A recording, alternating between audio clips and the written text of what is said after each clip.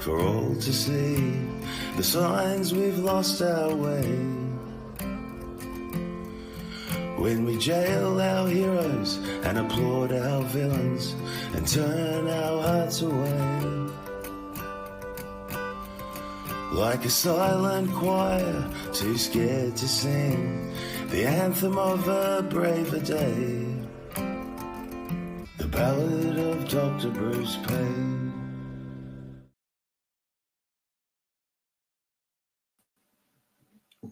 There's Dr. Bruce Paix, and I was just checking the sound was coming through on the socials, and it seems like on Facebook anyway it is, and we'll see if it comes through on the Rumbles and the X's and all that. I'm pretty sure people will let us know in the comments if it's not the case. So here we are, Monday.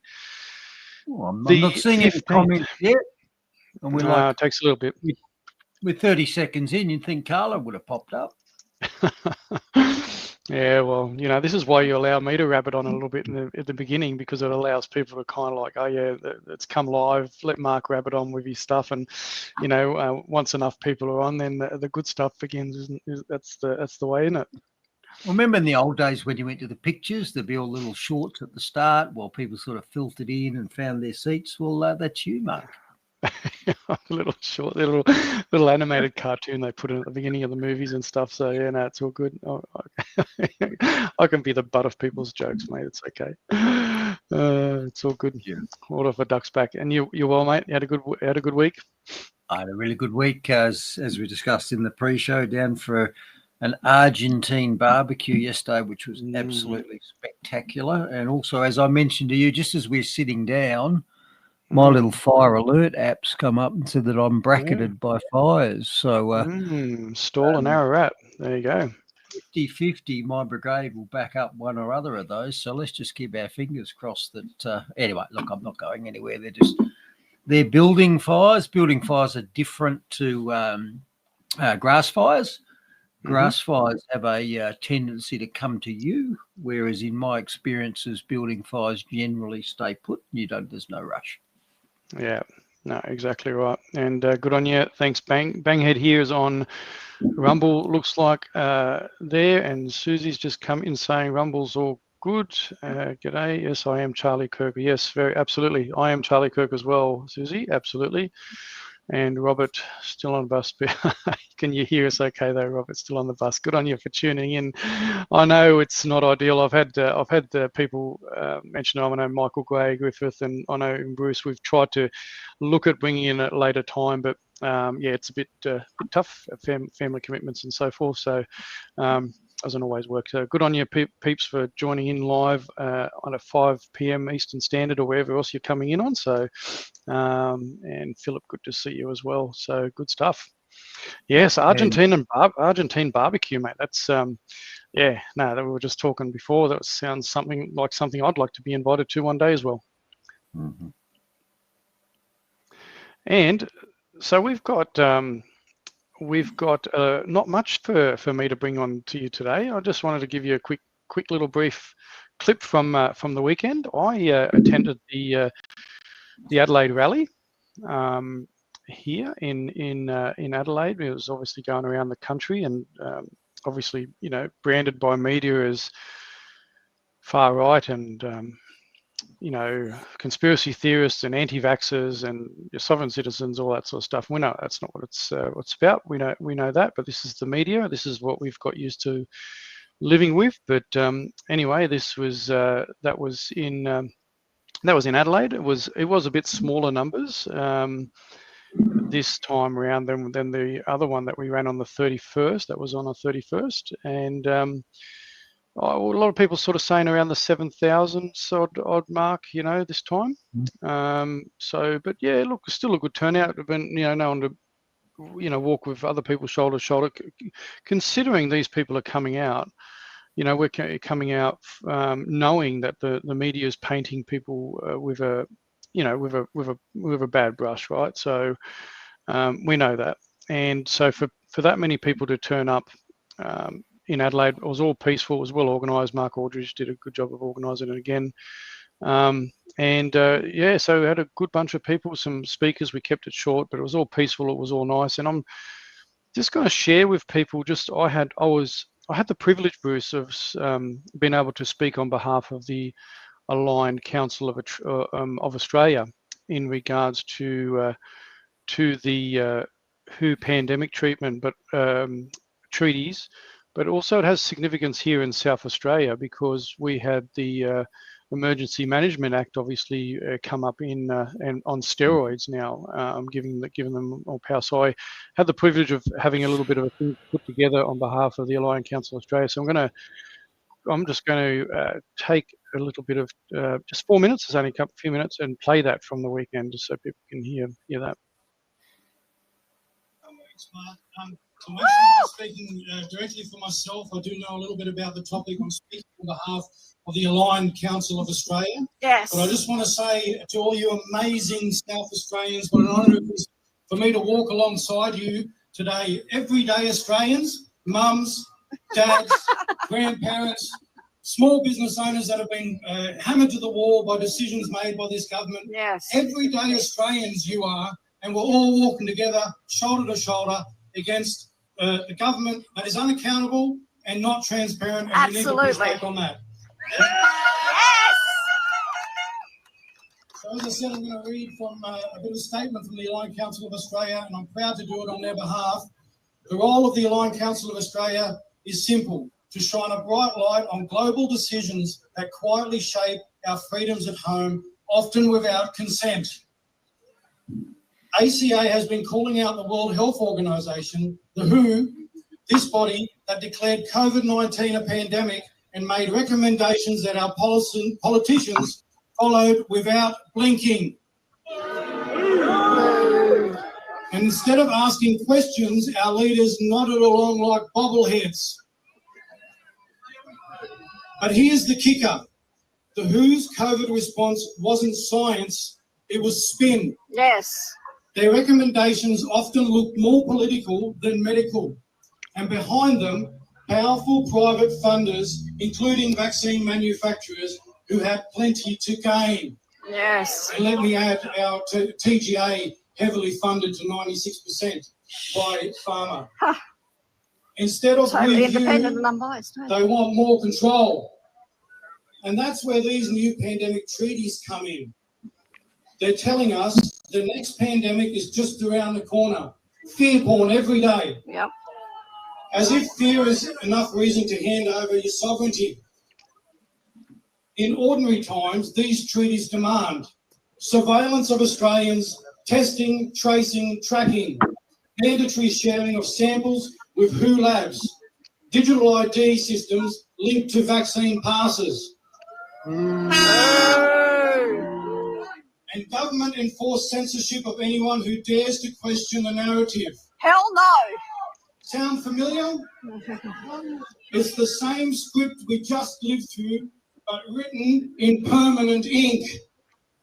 And I'm glad Angela went before me, and it was really well articulated, Angela, because I'm going to talk into that as well. And it's a message also for our South Australian police.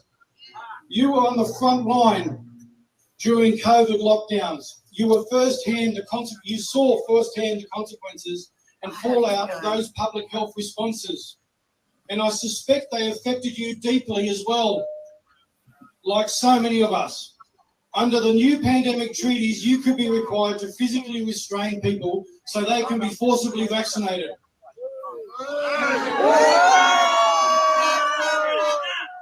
Guys, this is not hypothetical. Just the other week, as Angela mentioned, here in South Australia, the Labor government, with the support of the Liberals and Greens, have passed the Emergency Management Miscellaneous Amendment Act 2024, giving themselves extraordinary powers, exactly the powers the WHO is aiming for. Surprise! Traitors! If we don't stand up now, we risk losing our most basic rights. Freedom of speech, freedom of choice, our personal autonomy, and even our national autonomy. My friends, these treaties and Emergency Management Act are not about health. No, they're they not. are about power They are about control. Absolutely. We must demand that our leaders protect our rights, our voices and our future. We must have decision-making by Australians for Australians.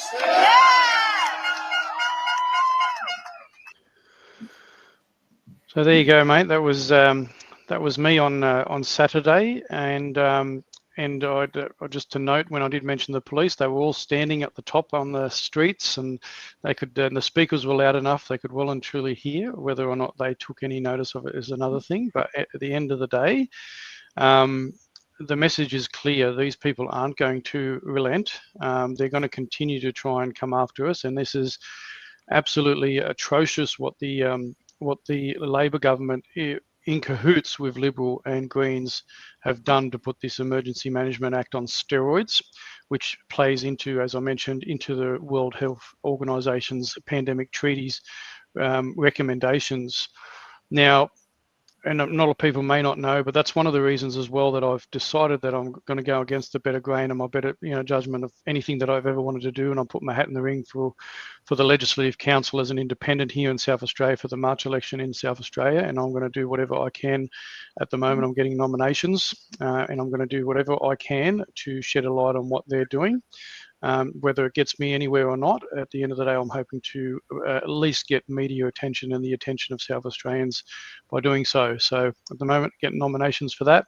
But before I move on and hand over to you, Brother Bruce, I just do want to share in relation to this is is James Roguski. If people aren't following him already, he's heavily involved with the Aligned Council of Australia. He's doing an absolutely phenomenal job of holding to account the World Health Organization and unpacking the treaties. Now, I do recommend people, and I do really recommend people spending the time listening to some of these, the video that he's got there and going through this Substack. It's talking about no PABs, and or just let you guys just jump on there and check it out. And really, I know there's a lot of information that people have got to absorb, but this is also still important. It's saying the nations will not be able to sign the pandemic agreement if these PABs negotiations fails. So it's about pathogen. It's an agreement between all countries in regards to pathogens and sharing information and recommendations to each other. And there's still an opportunity to push back on this. And a lot of people, you can make notes and recommendations as well. So look, I recommend jumping onto James Roguski's Substack and follow everything that he's done there in regards to the World Health Organization. If nothing else, it is just to inform you. Listen to some of those videos, and that I was planning to do a little bit of a stream on this just separately to show some of those videos. But just the more people know about it, the better, as far as I'm concerned. Over to you, Brother Bruce. Well, good. And were there any Charlie Kirk recognitions at the rally you attended in Adelaide? Because that's been a big thing around the world this last few days. We had people carrying Charlie Kirk signs, and we actually had a 1 minute silence, a legitimate 1 minute silence, and you could all you could hear was a bird chirp or the crickets, and for a full minute, and yeah, so there's lots of talk about obviously Charlie Kirk, or people saying we are Charlie Kirk. Yep, je suis Charlie, and yeah, I mean, you and I had been following him at least sporadically already, but it's amazing how many other people. I haven't had anybody say to me, "Who is this?" They've all said, "Did you hear?" So he obviously was making a huge impact, even here in Australia. Absolutely. The beautiful thing about it, from this very sad event, is that there's probably 10 million more people now looking back at his videos and discussions and debates, and a lot, millions and millions of other warriors in the making, waking up to what he was saying, because obviously his message would have been censored a hell of a lot. Obviously it's polarized in America because that's where he was doing all his college tours and that. But here in Australia, a lot more people are waking up to that, because we know, Bruce, that our own institutions, our own schools, our own universities, education facilities are fully indoctrinated by Marxist ideologies, and Charlie was speaking out against that at campuses, the left Marxist ideologies, and ultimately it was the hate-filled people that the people on the left that if they lose a debate, they just want to go and shut someone up, and ultimately he paid the martyr's price for that. They don't want debates at all. They want monologues, not dialogues. Amen. Absolutely. Yeah. All right, brother. But I'm pretty sure you're covering a little bit of that anyway this evening, as we've discussed. Yeah, I will give Charlie a bit of a run at the start. So there's the contents list for this evening. So, yep, Charlie Kirk's going to start it. And I don't have much more to say about the events leading up to and around, but I have just gone back and pulled out a few clips of him doing what he used to do, which was interacting with university students on campuses and asking them questions about ethics and morality.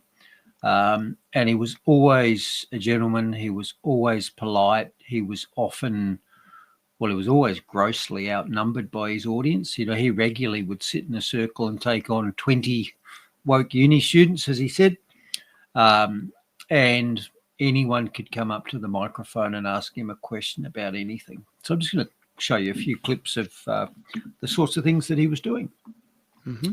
Yep. No. We move on to the regular Not Easy Being Green segment, and it's back to battery fires this week. But not to worry, because I read a report this week that said there had only ever been 10 electric vehicle fires in Australia. Only 10. So it's a wonder we've heard about any of them. And I did a quick search of the Googles and came up with 7 almost immediately. So, yes. Only In the 10. health segment this week, we spoke about the carnivore diet in the past, and the keto diet is like a carnivore light. And going to discuss a study this week which shows that the keto diet is good for depression. And a big story in the vax space has come out of America, because you might remember Paul Thomas, the pediatrician from the US, who was deregistered for discovering that his unvaxxed kids in his pediatric patient were dramatically healthier than his vax kids. So he was deregistered for publishing that, and the study was withdrawn. But in fact, he's vindicated, because another study has been reported on this week in the US, although you wouldn't have heard of that either, because that wasn't even published. The author was tasked with doing the study, a vax versus unvaxxed study of kids. And he did. He said, yeah, I'd be very keen on doing that and show you all that vaccines are safe and effective. And in fact, they discovered that they weren't. So he didn't publish the study. Oh, funny about that, isn't it? Funny about that. And yeah. I'm pretty sure that we'll get visited by our resident vaxophile. So seeing that we're talking about this topic, my Twitter's probably going to get spammed by our resident vaxophile again. But anyway. Look, I hope we do. I hope we do have a visit from him. And unfortunately, I didn't prep for that, because I also read a story that said that AI was hopelessly skewed on the topic of vaccine safety. And you'd be aware that our resident vaxophile has run out of his own ideas, and he normally just asks Grok what Grok thinks of what we're saying. Yes. Well, I'm glad he does, because it might just brings attention to the podcast and my profile. So anyway, we'll see. And third story in the health space from my daughter, who sent me a study during the week that shows that horses get vaccine injuries as well, because inflammatory immune-mediated myopathy has been described after vaccination of horses as well. Yeah, and we know that a good friend of both of ours that got into this research, we know that pets vaccination also does that. Our good friend Elizabeth Hart that talks about this as well. So, amazing researcher. And Elizabeth is going to get a mention in the show for exactly that reason. She was ahead of us by miles in the whole space, and it was related to experiences in companion animals. Yeah. So I'm a gazumpy there, Brucey. I don't know. Just give myself an uppercut for that one. Yeah, I was being a wee bit gentle with you, wasn't I? You were a bit of it. That's all right. So we've got a bit in money and finance. I'll give you the cross rates again, the results of gold, silver and Bitcoin in Aussie dollars. And back to another two real world inflation metrics. You know, we like to pull out major prices and say, okay, what did this cost over the last year? And so this week I'm going to tell you that insurance costs went up on average 17% for property insurance over the course of the year. And I got my electricity bill today and it's up 14% year on year. And in fact, it's up 14% year on year on average for the last 3 years. So it's up over 50% for the last 3 years. So why insurance would go up 17% and why electricity would go up to 14% if it's actually true that the real inflation rate as told to us by the government is of the order of 2.8, 2.9, 3%. Somebody's telling porkies here, I think. Yeah, as we know, we've covered it plenty of times, but it needs repeating and repeating, doesn't it, Bruce? Yeah, example.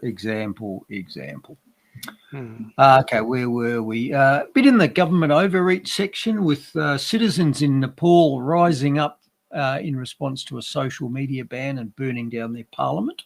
So, as I've often said, it all stops when the people say no, and the people say no when things get bad enough. Well, they got bad enough in Nepal during the week, apparently. Yeah, and just on that, like, I actually stayed up till 2 o'clock in the morning the other night to watch what the UK was doing over there, and that was a bloody fantastic turnout over there at Tommy's event there, and millions on the street and millions watching as well via X. So it was it held up pretty well with all those people online. It got a bit laggy while I was watching, but it was just amazing to watch the people, the speakers.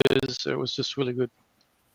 Yep, the public is stirring, and I am going to show a little bit of vision from the UK, because if I was Keir Starmer looking at 1 million of his citizens turning out in solidarity and support for what England used to be and what they'd like it to remain, I'd be looking around at all my woke, open borders, control everything, communist, socialist colleagues and be saying, Houston, we've got a problem. We've got a problem. There was enough people in London on the weekend to do a Nepal on the Houses of Parliament, and there was enough to do it. Same for the Sri Lankans, if you remember, a few years back. So same. Yep. There was, I reckon, 1 million people. Yeah, we need our Nepal and London here in Australia.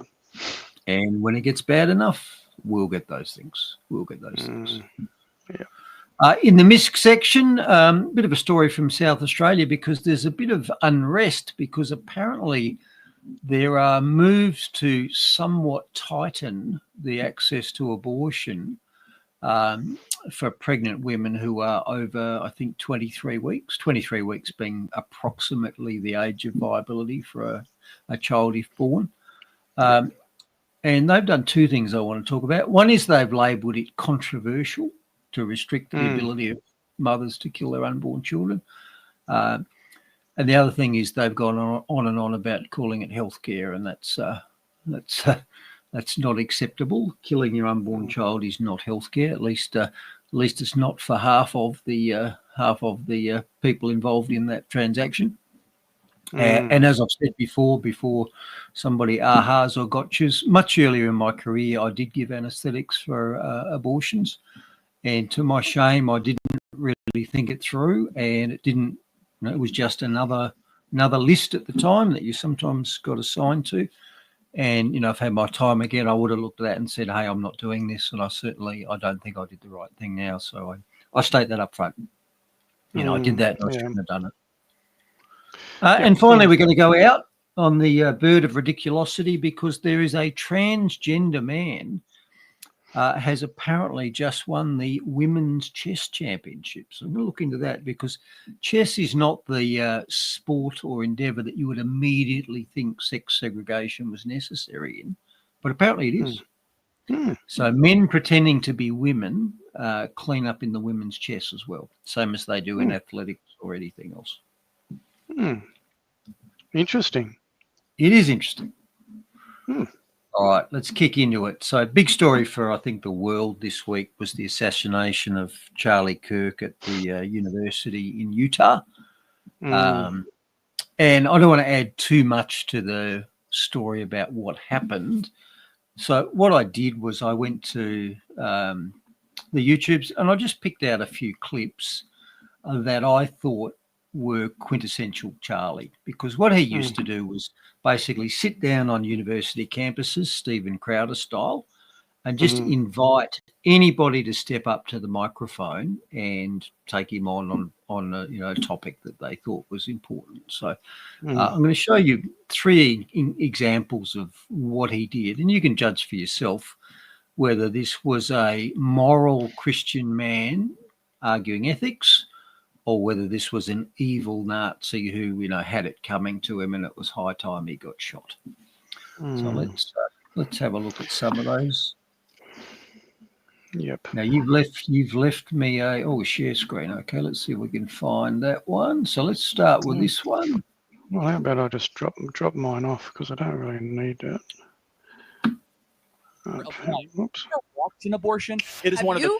Yeah, actually I have. And I encourage every human being to watch one to know what you are fighting against. Because when you see abortion, you will have your life will be changed. That we allow the massacre of 1.5 million babies a year under the guise of woman reproductive health. We are allowing babies every single year to just say, we're going to discard them. Why? Oh, they're smaller. They're not humans. You're using dehumanizing language saying, oh, it's an embryo. No, that's a baby made in the image of God, deserving of protection. What do you do with those children once they're born into a bad household? So now we've transitioned to, what do you do with the kids? Right. Glad we're past the other part of the argument, okay? What do you do with them? There's twice as many people on the adoption waiting list than there are abortions every single year. And they're still on the list. So you want to send a child into an orphanage? Well, is that what you want for a child? Is that a good life for a child? No, I'm not advocating that. In fact, I'm advocating to make it easier to be able to adopt, number 1.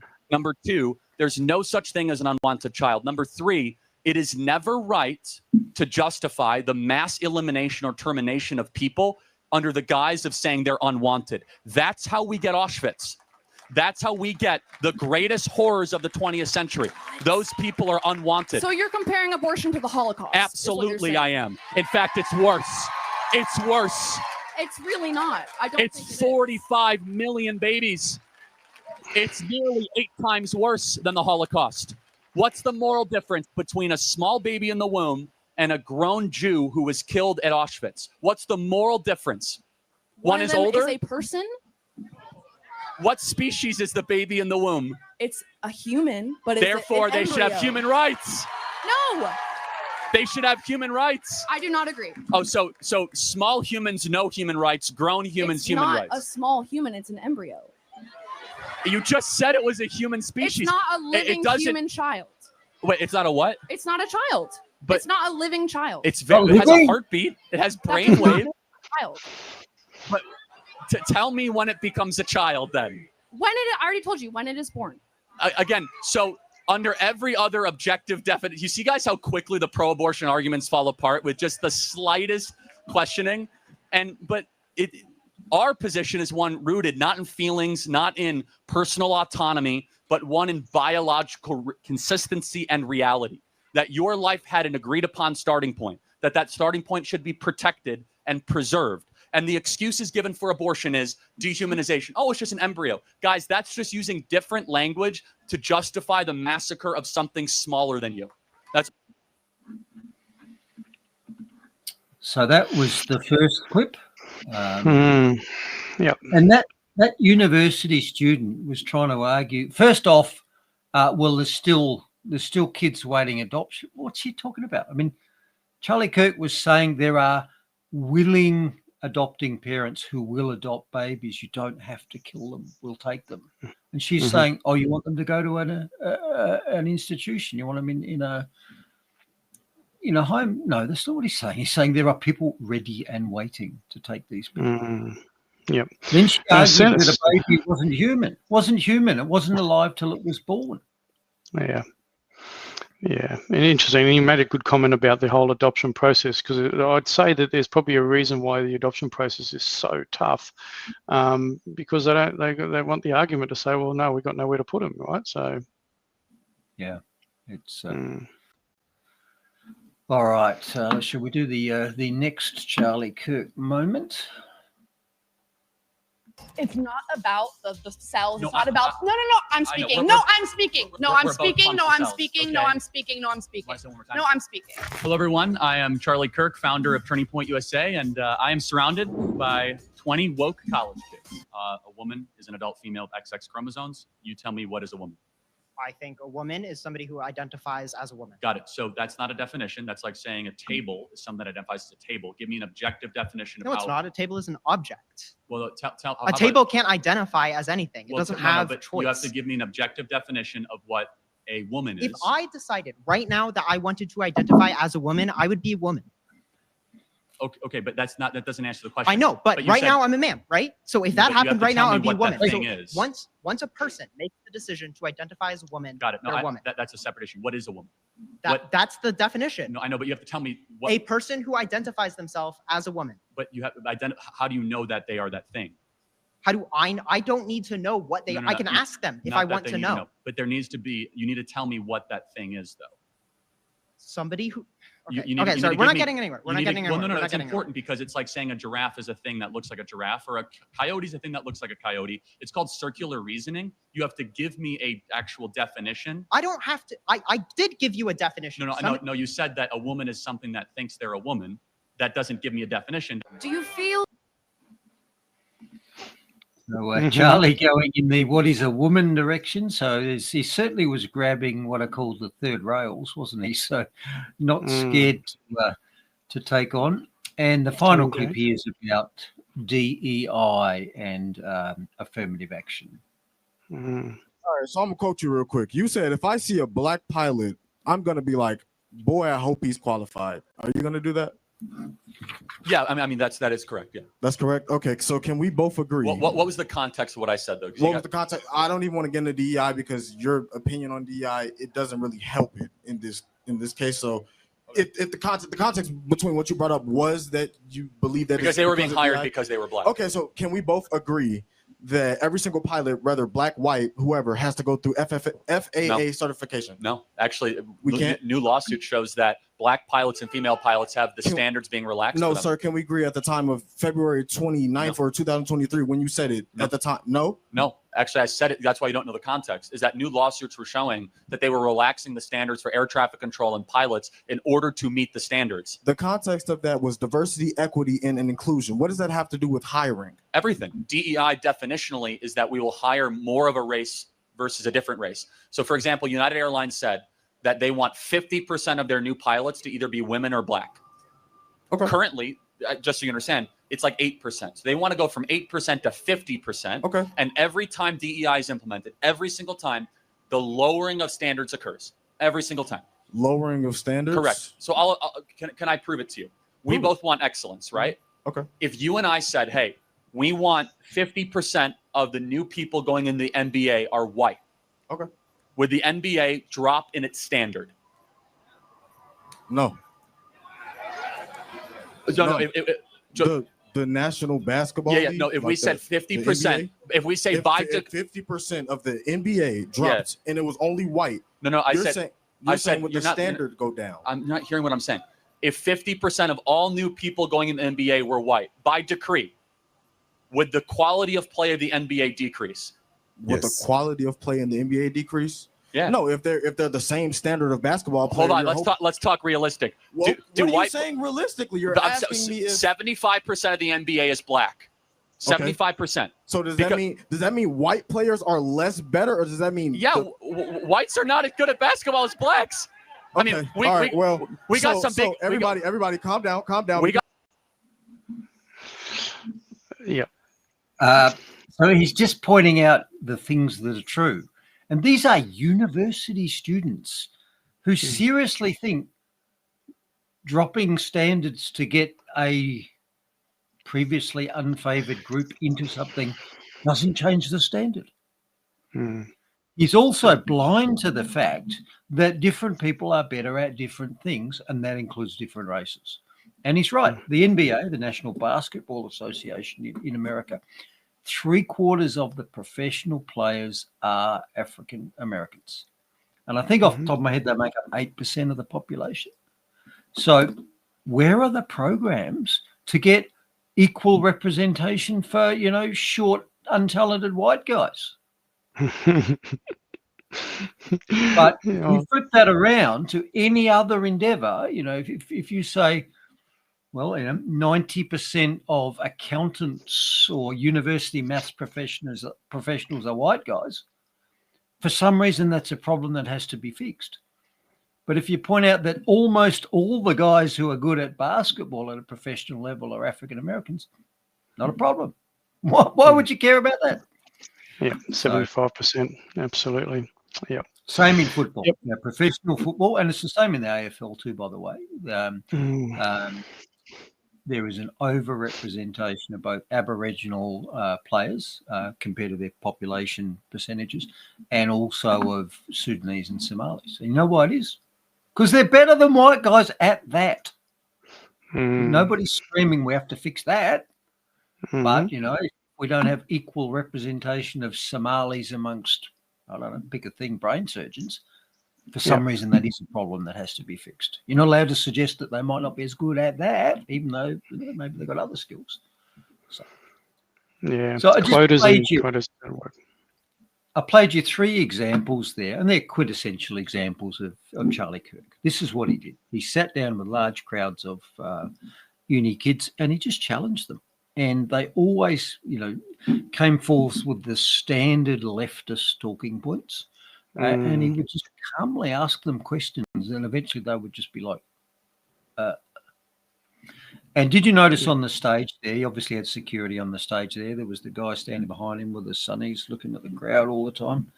So Charlie Kirk obviously knew that there were threats against him, and he had a close protection detail. But he's not like the president. His detail is not big enough to shut down every rooftop, and they wouldn't have the power to do it anyway, or to co-opt local police or whatever. So, he knew what he was doing was controversial and risky. And on that topic, I'll just address something that's cropped up a lot on the forums this week. A lot of people have said, he was wearing a bulletproof vest and the bullet ricocheted off the vest and up into his neck. Because as soon as we saw the incident, the fact he was shot in the left side of the neck, we were told it was 180 meters or yards. I said, well, that's an amateur. Because for a start, a professional assassin, you would never aim at the head or neck, because they're actually much smaller. I mean, look at me. The size of your head or your neck is what, 10%, 20% of the size of your chest. So you would never aim at that target by choice. So I'm pretty sure the shooter here was not trying to shoot him in the head or the neck. I'm pretty sure the shooter was shooting at the center of his chest and missed by a lot, 10 inches up, 2 inches across. So that wasn't a professional. And the second thing about that, no, it didn't bounce off his vest. For a start, Charlie Kirk was on stage there in a white T-shirt. A bulletproof vest is a bulky, heavy thing. I've spent months of my life wearing them. They are this thick. The plate in them alone is about 1 inch thick, and that plate is held in a carrier with other parts to it. So they're saying that underneath that T-shirt, you were hiding 1.5 inches of stuff, and they're heavy, and he wouldn't have been moving freely. And even if he was, bullets don't bounce off bulletproof vest for exactly that reason. The plate that stops the bullet is internally in the square hard thing. It's well buried in it. The bullet penetrates through the outer layers, which are Kevlar and fiber and rubber and all sorts of things like that. And the bullet then breaks up, or at least stops against the hard plate. And all the other layers that it's already penetrated stops bits coming out and hurting other people. So just put those two things to bed. No. And there's a lot coming out. Obviously, there's a lot of videos. There's a lot of people saying there's a lot of doctored videos. I saw one today where there was a guy that was meant to be just standing off to the side of him that that shot him, and there was a lady next to him. Now she would have reacted straight away. There's all these, and AI and video editing has come a long way. A lot of people are playing around with a lot of this. So look, there's a lot coming out of it, and obviously and there is obviously the idea that it was all it was organised by agencies and all these sorts of things, or corporations, or people with vested interests. So look, there's a lot, and only been less than a week out, there's all these things straight away come out. So, and good people will probably look at it in detail. And I think last time with Trump, what was his name? The guy that you follow, Masterson, did a good expose on it. I'm not sure if he's taken it up, or whether he's just looking at everything there. But look, at the end of the day, he was killed for his views, his stance, his faith-based stance on things. But he was also, and look, I've watched so much stuff now, and I've shared stuff from, as I said, from transgender people, or detransitioners, from gay people, from the African American community. So many people that he touched and turned around, or even just still love him for his stance, even though he talked into the stuff that actually challenges them. It's amazing, the kind of outpouring. But you've got the left, celebrating the death of a beautiful human being, which is just absolutely outrageous and tragic. Yeah, it looked very real to me. It looked very plausible, and I've certainly dealt with quite a number of military grade bullet wounds, so I'm convinced. And just replying to that comment, they're saying it was a light vest. Okay, so bulletproof resistant vests come in different grades. So the soft vests, the vests that are just made out of multiple layers of Kevlar, are what's called handgun rated, and there's different types of those. So it is not impossible that he was wearing a handgun vest, because they're lighter and flexible, but they don't stop rifle rounds. A rifle rated vest is much thicker, much heavier, and has that solid rigid plate in it. So no, if it was a light vest, in other words, a handgun rated vest, then the bullet would have gone through it if it hit it. So it definitely wasn't that. So yeah, I don't think I'm confident he was not wearing a rifle rated vest. And I'm absolutely sure that if he was, the bullet didn't bounce off it and hit him in the neck, because they're designed not to do that, by the way. That's exactly what you don't want. Yeah, that's exactly right. And they're saying, though, as well, that he was actually part of a bigger group, like the FBI was sort of indicating there was part of a transgender sort of, group. So a lot more to come out of that yet. So, yeah. And I'm a bit scared to say that apparently there's a furry connection. So that might be a bit of bad publicity for the furry community, wouldn't it? Yeah, it could be bad publicity indeed, as if they need any more. All right, so that was just a little bit about, what was Charlie Kirk all about, and for that, the left thought that justified his execution. Now, in response to that, in London on the weekend, they held another one of their freedom / national pride marches, and Charlie Kirk was prominent in that. There were a number of eulogies to him and people holding up pictures and acknowledging him. But I show you this vision because it was an absolutely massive event as well.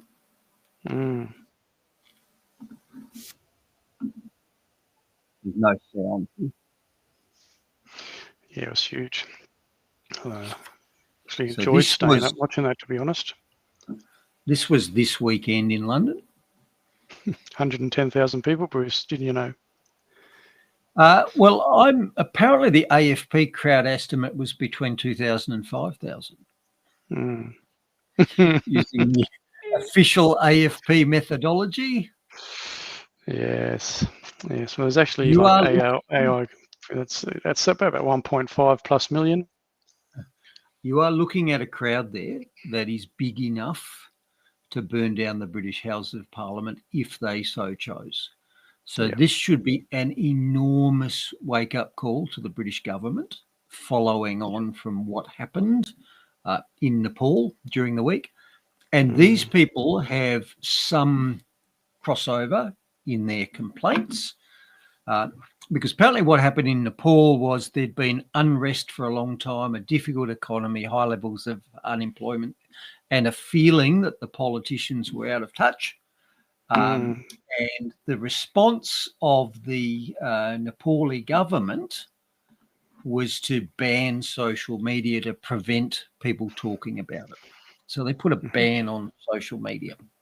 So that was Facebook and Instagram and all the sort of normal things. So what did the Nepalis do? They said, no, you're not doing that. They burnt the parliament down. They beat up a lot of ministers. There was at least one fatality from a government associated, I think it was the wife of one of the ministers. And the Prime Minister and all the ministers fled the parliament by helicopter. Yeah, so they resigned. As I've said in the past, when things get bad enough, you get 1 million people surrounding your parliament, and it doesn't matter what level of security you've got, because they don't have enough bullets, they don't have enough LRADs, and they know that if they start firing, they'll be added to the list of the dead. So you can have a very large, very peaceful mass, attend your parliament like that if you want to change your government. And this is a warning to Albanese, this is a warning to Keir Starmer, it's a warning to anyone else who thinks they can ignore the will of the people and shut them down by censoring or outright disconnecting social media. Big warning locally. Big warning, because it might not be there yet, but it's coming, and unfortunately the tragedy in Nepal come off the back of the shootings, the killings with live ammunition of those students, and that 19 of them. So yeah, bloody tragic.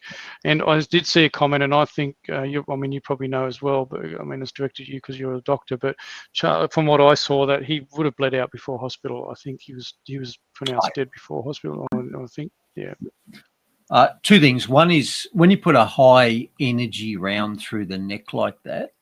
Yep. If you've seen the vision, there was an immediate splash of blood, which is very hard to stop quickly. But think about it, that's half the blood supply to your head and your brain. So if you compress it to stop it, you're then relying on blood going up the other side, which it can do, but you're already down to half supply. And it's not just bullets don't drill round holes. That bullet would have punched a fist-sized hole in his neck as it went through temporarily. It's called a temporary cavity. So it would punch through, there'd be this. And you might have noticed that the moment he's hit, his hands went. He just went rigid. So that's spinal shock. So he wasn't just bleeding. He probably had severe damage to his spinal cord as well. Yeah. Even if it didn't hit it, there would have been a shockwave go through it. So, yeah, that looked like an instant fatal shot to me from the second I saw it. And he had security. They were probably military contractors. They probably knew how to stop bleeding, but they couldn't fix the problem. Yeah. Yep. Rest in peace, Charlie Kirk. Yeah. So that was Charlie Kirk. That was the response in Britain. That a big call out to Charlie there on that march. There was a lot of people. A lot of people. Yep. And massive. And all around the world, it's amazing how the Germans mentioned it all throughout America. Obviously, here he was known and loved around the world because he was a ethical, principled, polite, erudite speaker. He was standing up for morality and decency. And of course, you're not allowed to do that, are you? No, this is the world we live in these days because that's where it's being geared, isn't it? It's being geared to the opposite. Yep. All right, let's kick on into not easy being green. And as I said at the start, more same old, same old. Another lithium battery fire has burnt down a business. This time it was a warehouse in a winery. And also during the week, there was this story about the insurance rates for electric vehicles. And this advertiser newspaper story admitted that electric vehicles cost twice as much to insure as conventional vehicles. But you've noticed what they've said there. It's not connected to battery fires, apparently. So, okay, well, what is it for? Well, they said it's just because they just cost more to repair because they're technical. Yeah, well, when you insure your car, the bulk of the risk is not your car. So if you insure a $60,000 Tesla and you destroy it, the insurance company knows that that's the ceiling of their liability, $60,000.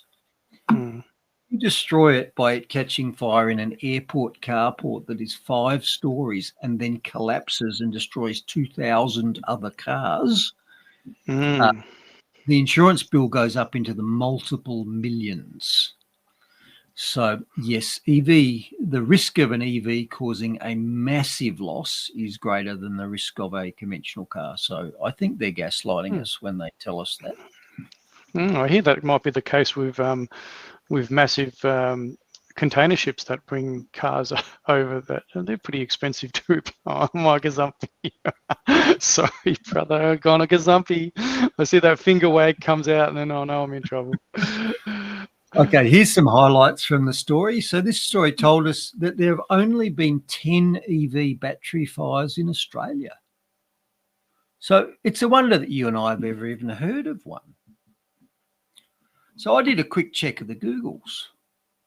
So there was this one in Sydney last week where an electric hybrid destroyed itself and the adjacent vehicle and significantly damaged the house there. That was just, within days. There was this one on the Gold Coast about 4 months ago. There was this one as well. That was about a year ago in Melbourne. There was this one at Sydney Airport, mentioning the airports again, which destroyed 5 other cars because it was in an open air park. It wasn't in a multi-story. So there was that one. There was this Janus electric truck fire that we covered because this was proudly touted as being, I think, the world's first or Australia's first fully electric heavy vehicle, which then burnt to the ground. And you notice the story said another Janus electric truck fire. So why did they say that?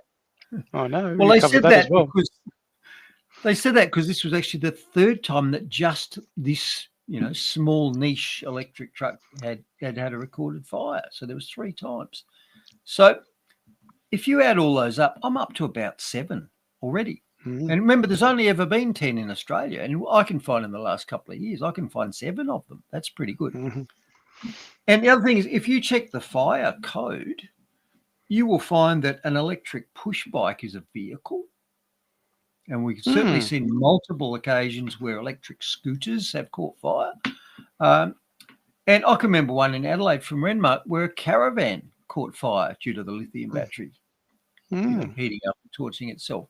So if you add those in, I can count 10 EV fires on one hand, to mix my metaphors, without any difficulty at all. So it is good to know that there've only ever been 10 electric vehicle fires ever in Australia, and we must have just miraculously somehow managed to have noticed all of them. Yeah, funny about that, isn't it? What was it? That might have been from overseas when you did that story on. Wasn't it an electric fire truck that also was that was in the US or Canada or something like that? I think it was Germany, and by my memory, it burnt the entire fire station down, didn't it? Oh, they're doing well. They're doing well. Anyway, keep so going. they're gaslighting us by telling us that electric vehicles are less likely to catch fire than conventional vehicles. And of course, even if that's true, they're not comparing apples with apples because the conventional vehicle fleet is much older than the electrical vehicle fleet. And so bigger and much bigger. Like if you look, we're comparing, So if we're comparing apples with apples, so we're comparing a larger, much older fleet, there's going to be lots more. Yeah. And the other thing they're not mentioning is that the consequences of EV fires are very different to the consequences for conventional vehicle fires. because they don't catch fire in the same ways and places and times. Mm. So EVs can catch fire at any time. All you need is a short circuit to develop in the battery, and it'll heat up and self-ignite. And that might be on charge, it might not. There's been plenty of examples where EVs are not on charge and they just catch fire. And what that means is it's very likely that if your EV catches fire, you don't know straight away because you're not there. You know, it's 2 o'clock in the morning, it's in your garage and you're asleep. In contrast, conventional vehicles almost always catch fire either while you're driving them because you get a fuel leak or an oil leak, or because you crash them again while you're driving them. So you're there, you know, and the fires start small and are easy to put out with a small powder extinguisher. And in motorsport, I did that many times. We used to carry 2 1-kilo fire extinguishers in our cars, and I put out any number of small fires, including my own race car, which caught fire after a petrol leak. Easy to put out. Problem with EVs is they just self-ignite and the fires get bigger and bigger, and you can dump them underwater and they'll still burn. So not only do the EV fires happen at different times, they're really hard to put out. And because they're hard to put out, they can spread to other things, such as this ship, the Morning Midas, which recently sunk off the coast of Alaska after a fire on the EV deck. And there were 3,000 cars on that ship, plus the ship, and it was all lost.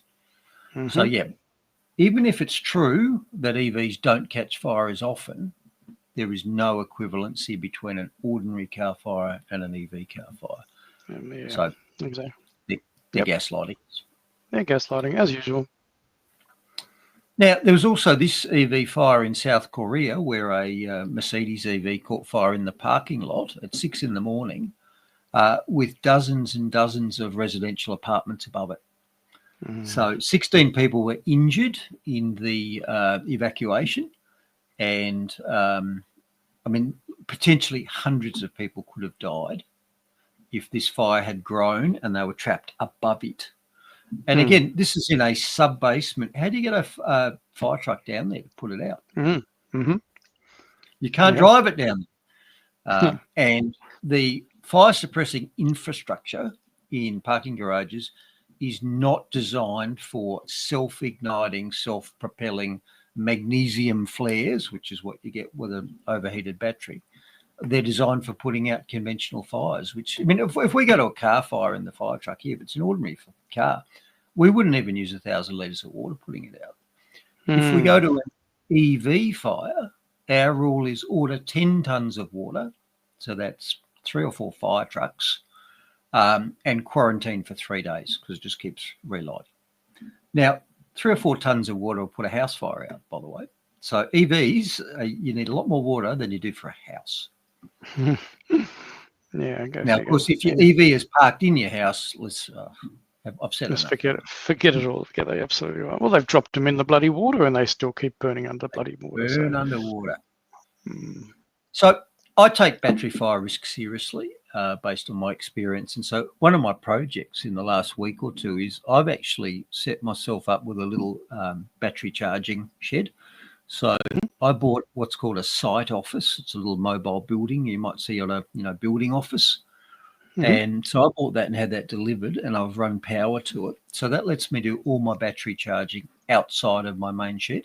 So instead of the shed burning and me losing all my tools and my tractor and my Land Cruiser and everything that's in the shed, if I get a battery fire, all that happens is I'll lose that little shed. So that's the inside of it. So I've set it up to just let me quarantine off my batteries. And if I were putting in a lithium battery system for my house, and there are different types of storage, but if it were a lithium battery of a type that is at risk, I wouldn't be putting that on the wall of my house, and I would not be putting it in my garage. I'd be doing exactly the same as this. I'd be tunneling it 50 metres away from the house and running power across to the house. So if that major house size battery catches fire, all I'm losing is the side office. And same if I got an EV, I wouldn't be parking that in my garage or under my carport adjacent to my house. I'd be putting it away, and that adds to the cost and the inconvenience. putting a high voltage cable underground, that's going to be thousands of dollars. Getting home while it's raining and parking my Tesla 30 meters away from the house, it's not as good. It's not as good. You know, there are massive problems here, and yet all we're doing is just steamrolling EVs for everybody. And if you're too stupid to know what's good for you, we'll force you. Yeah, that's right. Like anything, isn't it? Yeah, we know. We're from the government. We know what we're doing. We have all the experts, don't you know? Yeah, experts. Now, hot on the heels from that, there was this story from my home state of Victoria, which says that the CFA, the Country Fire Authority, which is the volunteer bushfire service, the one, for example, which I did not get called out at the start of the program for those 2 structure fires. And for some reason, the CFA wants to spend millions of dollars attracting female firefighters. And my question is, why? Are they better? The only justification I'm seeing here is the old DEI thing, reference back to the stuff Charlie Kirk was talking about. We need more women in firefighting because there's less of them already. So what? Maybe they don't want to do it. Maybe they're not good at it. And in fact, I think both of those things are true. I've been in multiple volunteer fire brigades, and all of them will accept males, females. That we are gender blind, if I can make up a term.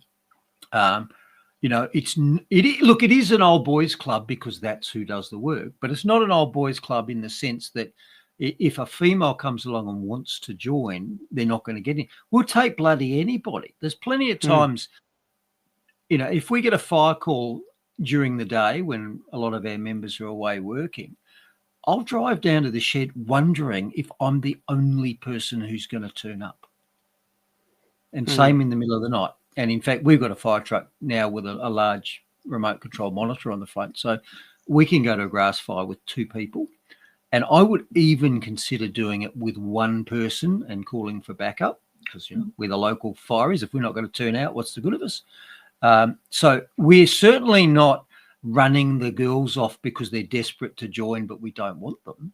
No, the reason the CFA doesn't have equal number of women is because they're not applying to do it for some reason. They get the choice, they're not doing it.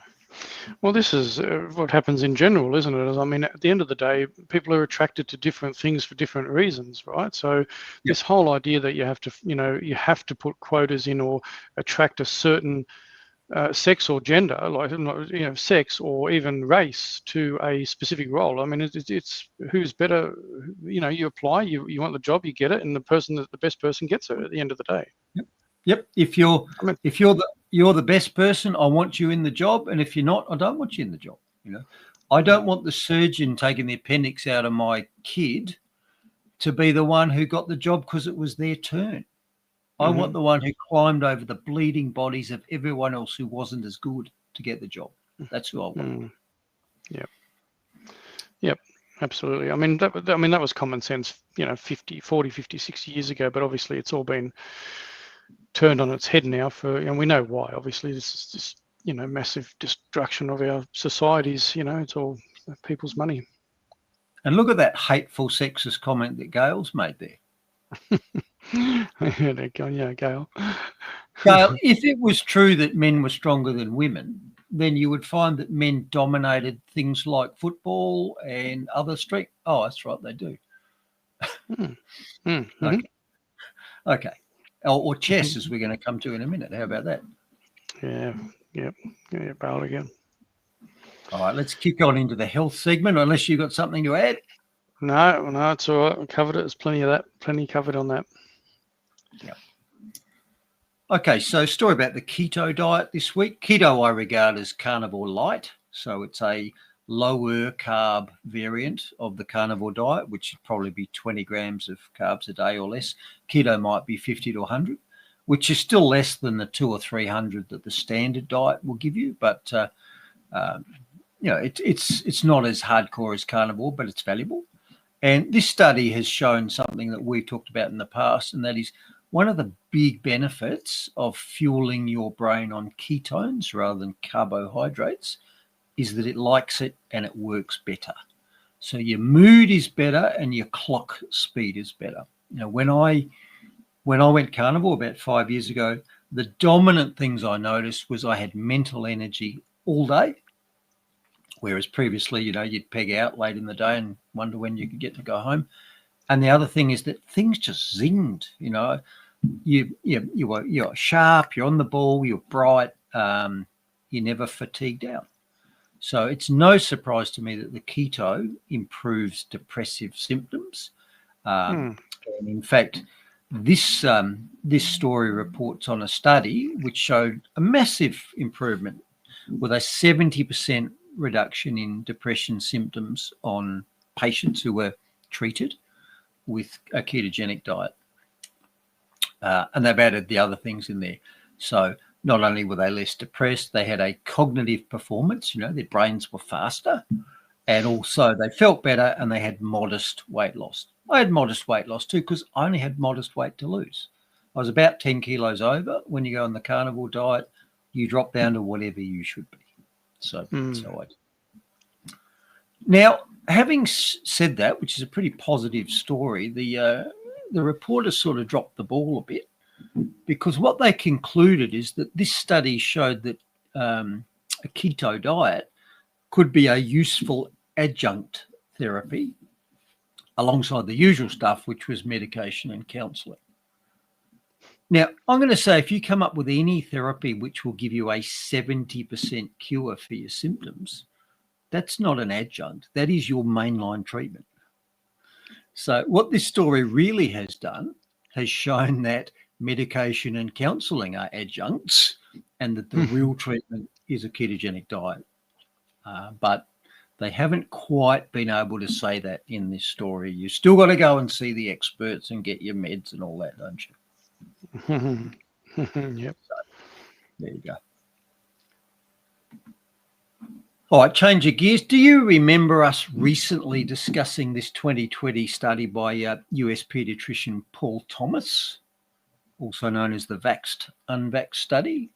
It was one of the very few published studies which compared vaccinated to unvaccinated children and looked at their entire health history, not just whether they got measles after their measles vax or not, but did they get asthma, thyroid disease, eczema, everything else? How healthy were they in toto? So that was Paul Thomas's study. And just in passing, here's a few of the results. So the vaccinated kids had 6 times as much asthma as the unvaxxed kids. They had 7 times as much hay fever. They had more than 50 times as much behavioural disorders like ADHD. I don't know about autism. I couldn't specifically find it in the study. They had 3 times as many ear infections and they had 6 times as many other behavioural problems as the unvaccinated kids. So this was a massive study. So do you remember seeing this study, Mark? No, of course not. That wouldn't have been anything that made the front line. Yes, of course. Now, most people don't remember seeing this study because it was attacked and shut down after it had been through a normal peer review process and got published. Paul Thomas, the author here, should have got the Nobel Prize in Medicine for discovering a massively important thing in paediatric health. What happened instead? He got his license suspended and then cancelled. In fact, if you ask him, he says, what do you think happened? He said, well, I got my license yanked within 48 hours. And the study was attacked until eventually the journal retracted it. So this study has been unpublished. So that's why most people won't hear about it. But it actually turns out that Paul Thomas was right, and I thought his evidence was persuasive because exactly the same findings have been reported this week to the US Senate from another study, a much larger study. And again, you wouldn't have heard this study because it didn't even get published. It wasn't just published and then retracted and the authors depersoned. It didn't get published at all. Of course not. But here are some details. So the lead investigator was Dr. Marcus Zervos. and he worked for Henry Ford Health, which was a large health insurer. And he was challenged to use the health insurer's data to compare vaccinated and unvaccinated kids and their subsequent overall health. Not just whether they got the one thing that you were trying to prevent, what happened across the board for health. And it was a very large study. They had 18,000 children that they could just pull out of their database. And they found that if they studied these kids for 10 years, after 10 years, they found that 57% of the vaccinated kids had at least one chronic health condition, compared to only 17% of the unvaccinated kids.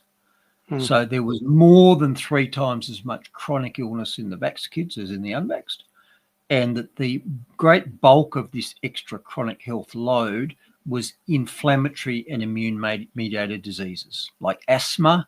Atopic disease is allergic things, so hay fever, etc., rashes, eczema, etc. And they also mentioned neurodevelopmental disorders, so that's going to cover ADHD and autism. So they had a huge signal in this huge study. Okay, so what then happened? Well, nothing. They didn't publish the study. And why didn't they publish the study? Because the institution that employed the researcher refused to publish it.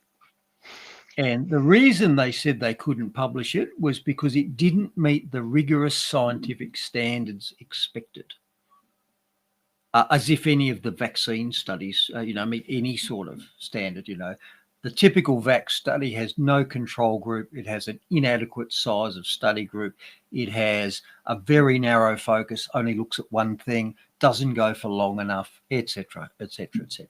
So this would have been, if this study had shown, in contrast, that the vaxxed kids were healthier, it would have been published straight away. No worries. Of course. Yeah, of course. Yeah. And in fact, the author claimed that he wanted to publish it. This is Dr. Zervos, but that his institution wouldn't let it be submitted for publication. And so Zervos and the other researchers, they didn't submit it because they were employees and they were worried about losing their jobs. Now, this all came to light when US Attorney Aaron Siri, who works for the excellent ICANN network, which is an American vaccine hesitancy is not the right word. It's a vaccine advocacy group that is merely asking, like RFK Jr., for proper studies of vaccines. So Aaron Siri presented this evidence to the US Senate during the week. ICANN, isn't it? Informed Consent Action Network. Action Network. Yeah, they're not anti-vax. They're just saying, if you want vaccines, we want them to be opt-in, not mandatory, and we want the information you're given to be sufficient so as you can give informed consent. I mean, that's radical, isn't it? That's radical. If you roll up to have an orthopedic operation, you have to sign 2 consent forms that says you've been given pros, cons, and alternatives, both for the anaesthetist and for the surgeon. All ICANN wants is for the same thing with vaccines. We want to tell you what's good, what's bad. Radical. Leading up to 2013, the Institute of Medicine was commissioned by the United States Department of Health and Human Services to review the entire body of existing scientific literature to assess the safety of the CDC's childhood schedule as a whole. HHS paid the IOM to do that. After the IOM engaged in that task with a panel of multidisciplinary scientists, it concluded, quote, "The studies designed to examine the long-term effects of the cumulative number of vaccines or other aspects of the immunization schedule have not been conducted, end quote. That's the Institute of Medicine's finding after reviewing the entire body of scientific literature. The government, in other words. Meaning the IOM could not find studies comparing, as you would do to study the safety of a product, an exposed group, meaning kids that got vaccines, the childhood schedule, with unvaccinated children, kids who got no vaccines, which is what you would need to assess the safety of the schedule. lacking evidence to support safety, the best the IOM can conclude was, quote, there is no evidence that the schedule is not safe, end quote. This, of course, also means the IOM cannot find evidence to conclude that the schedule is safe. The IOM report did say it is, quote, possible to make the comparison, meaning through vaccinated and unvaccinated children, through analyses of patient information contained in large databases such as the Vaccine Safety Data Link, end quote, which used to be housed at the CDC. But to date, the government has still not conducted this comparison. By the way, the CDC published a white paper in 2015 on how to do that study. Has it been done? I don't know. Has it been published? No. In 2017, one of our clients, Senator Johnson said earlier, the Informed Consent Action Network, wanted to see this exact study of comparing vaccinated versus unvaccinated children. As the trailer you just watched noted, Del Bigtree, ICANN CEO, had met Dr. Marcus Service at one point, who was the head of infectious disease at Henry Ford Medical Center. And he agreed to meet and to potentially do the study. He is conducts clinical trials for vaccines, including for the Moderna COVID-19 vaccine. He's avowedly pro-vaccine. And when we met him, we argued that this was an opportunity to shut the anti-vaxxers up about their claim that unvaccinated children are healthier. To our surprise, Dr. Zerva said he would conduct the study. He recruited a chief epidemiologist and 2 statisticians within Henry Ford to do so. These were mainstream scientists who no doubt held orthodox views regarding vaccines. In early 2020, I received a copy of the study. It showed the results of the analysis comparing children enrolled in Henry Ford from 2000 to 2016 from birth onward who had no vaccines compared to those who had 1 or more vaccines. The study was based on actual medical records, meaning finally a large vaccinated versus unvaccinated study using health data from a major United States health institution, something, as the IOM pointed out, never existed before. The study began by explaining it set out to reduce vaccine hesitancy by assuring parents the CDC vaccine schedule is safe. Instead, what these researchers found was that vaccinated children had 4.29 times the rate of asthma, 3.03 times the rate of atopic disease, 5.96 times the rate of autoimmune disease, and 5.53 times the rate of neurodevelopmental disorders, which included 3.28 times the rate of developmental delay and 4.47 times the rate of speech disorder. All of these findings were statistically significant. There was also other conditions for which there were numerous cases in the vaccinated group, but 0 in the unvaccinated group. Hence, a rate cannot be calculated, including brain dysfunction, ADHD, learning disabilities, intellectual disabilities, and tics. For example, there were 262 cases of ADHD in the vaccinated group, and there were none in the unvaccinated group. In this study, there were around 16,000 kids in the vaccinated group, by the way, and around 2,000 in the unvaccinated group. So the rate, of course, between those is important, and that's what the study compared. These findings were troubling, including because these chronic health issues can be caused by immune system dysregulation, and vaccines can cause immune system dysregulation. Citations for this are in my written submission. Overall, the study found that after 10 years, 17% of the unvaccinated children had a chronic health issue, while 57% of the vaccinated children had at least one chronic health issue, often multiple. That's 17 versus 57%. The only real problem with this study and why it didn't get submitted for publication is that its findings did not fit the belief and the policy that vaccines are safe. Had it found vaccinated children were healthier, it no doubt would have been published immediately. But because it found the opposite, it was shoved in a drawer. We have repeatedly urged Dr. Zervos and Lamoretta to submit the study for publication. They have affirmed the study was well designed and conducted. But Dr. Zervos has said he doesn't want to lose his job. And Dr. Lamoretta has said she does not want to make doctors uncomfortable. This is a real-world example of how the science around vaccines gets corrupted. How only studies that confirm the beliefs and policies that vaccines are safe get published. Everything else gets shoved in a drawer. This selection bias is dangerous and results in corrupting all the science concerning vaccine safety.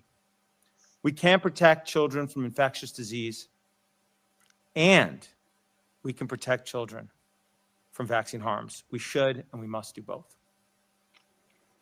Yep, 100%. Bloody hell. Pretty Isn't it powerful testimony. what they are prepared to do? You know, they don't publish anything which goes against the narrative. And if something sneaks through, like the Paul Thomas study, they attack, they get the journal to withdraw the paper, and they get the researcher deregistered as a lesson to the others. And that's what's happened. And just a quick primer to people. Most vaccines these days are dead vaccines of some sort. And so when you inject them, you have to give the body something else to trick it into thinking it's a real infection, because you don't get a real immune response to a dead thing. You know, you don't become immune to splinters. You get a local response and the immune system deals with it. So if you inject a dead virus or a protein or a part of a virus, you have to inject something else at the same time to make your body think that it's a real infection. And that's called an adjuvant. So an adjuvant revs up the immune system, you know, sets off the fire alarms, makes the immune system think, oh, we're under attack. And that adjuvant is often aluminium, can be other things. And as a result, all your immune system knows is, we're under attack, but it doesn't necessarily know what the attack is. So it might correctly work out that the attack is the dead protein that was injected in your arm as part of the immunization. Or it might think the attack is coming from the ryegrass pollen that you inhaled at the same time, or the peanuts that you ate at the same time, or the islet cells in your pancreas, which make insulin. Your body can crossfire and create autoimmunity at something else. And I think it is. I think that's what's happening. I think that's why kids these days, and kids turn into adults, I think that's why so many of them have these chronic illnesses which are immune mediated. I think it's caused by the adjuvants in vaccines. And when you consider that in America, at least the schedule is now something like 96 vaccines before they're bloody even school age, from what I understand. It's just bloody horrendous. Including on day one with the Hep B. And remember, when the baby's born, its immune system is so immature that it gets passive protection from antibodies and colostrum. So you can't create an immune response to a Hep B shot you get on the first day of life. Your immune system's not up to it. Pointless to give it. Apart from the fact that obviously if you give it, not only is it a sale for the manufacturers, but also puts you on the treadmill from day one, doesn't it?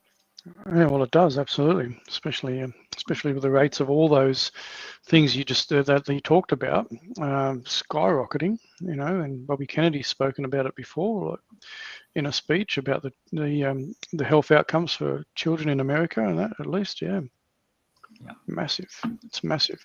You know, it's just, and it's a funny thing, you know, we talk about these you know, the WHO are going back to, you know, my intro and that with the World Health Organization talking about pandemics and stuff. Like generally pandemics are airborne sort of viruses, right? They're sort of like, you know, influenzas and stuff like that.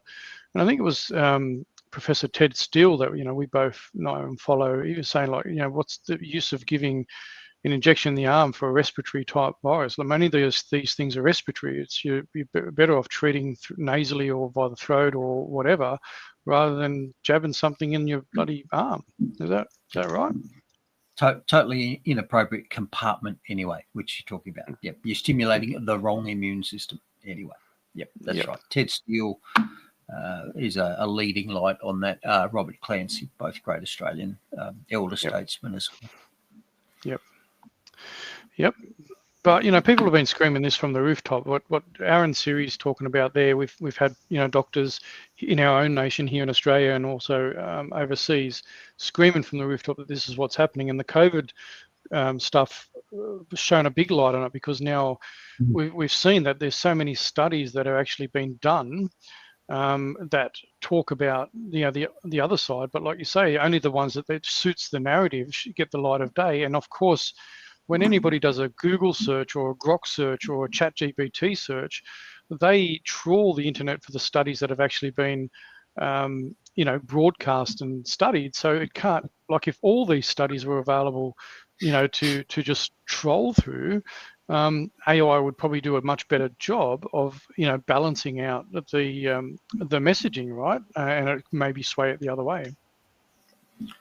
Look, fortunately, if there's one thing the whole COVID experience did, it actually woke a lot of people up to the fact that, there is censorship and there is industry pressure, and we are being used as farm animals, not as free citizens. And a lot of people are questioning a lot more things than they used to. So that's one benefit from the whole sorry saga, isn't it? Yeah, and no, Dan, I'm not interested in looking at the Twitter posts because I knew they were coming. I don't look at the Vaxxer files, mate. Yeah. All right. Now, what we were just saying there was that I think a lot of immune-mediated chronic disease is caused by vaccines inappropriately stimulating the immune system. And here's a story about exactly that in horses, because apparently horses are prone to a thing called immune-mediated myositis. So they get muscle inflammation, which is caused by the immune system. In other words, the immune system's attacking the horse's own muscles. And this study said that it often follows exposure to or vaccination against Streptococcus equi. Now, again, if it's a respiratory infection, you can't get immunity to it by injecting it. You have to inhale it. That's the appropriate compartment to stimulate. Your immune system, if you get an infection, your immune system knows how it got in, and it sends the soldiers to the appropriate beach next time. But if you inject a respiratory bug into a muscle, it doesn't send the soldiers to the invasion beach in the lungs. It's not appropriate. It can't work. But it's interesting there, they said it follows either the vaccination or the infection. Well, that's what they told us with long COVID, wasn't it? They sort of tell us that most of the time it's the disease, and maybe they'll sort of slightly admit that maybe it's the vaccine. I think that's what's happening here. I think it's really the vaccination. And let's face it, you're probably injecting it into a muscle. That's how you give most vaccines. So no surprise there. Okay. So it's not just people, it's large animals and it's companion animals as well. And I gave you a pass on the gazump strike earlier because this great patriot, Elizabeth Hart, who hailed from Adelaide, I met her a few times and did attend some of the marches with her.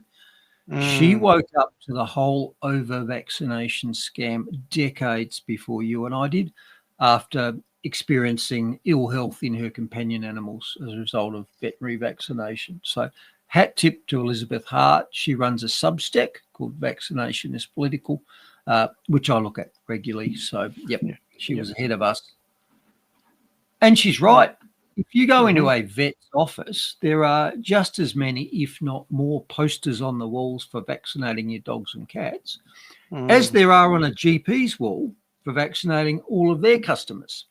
So the veterinary industry is a big industry for vaccination, which is why a lot of the leading lights like Albert Bourla have veterinary degrees.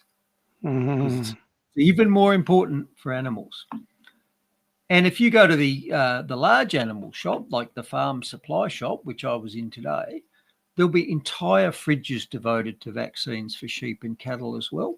And because I live in a somewhat rural area, we see regular adverts on the television for Airy-Vac or Glan-Airy or some other sheep or cattle vaccine on the TV.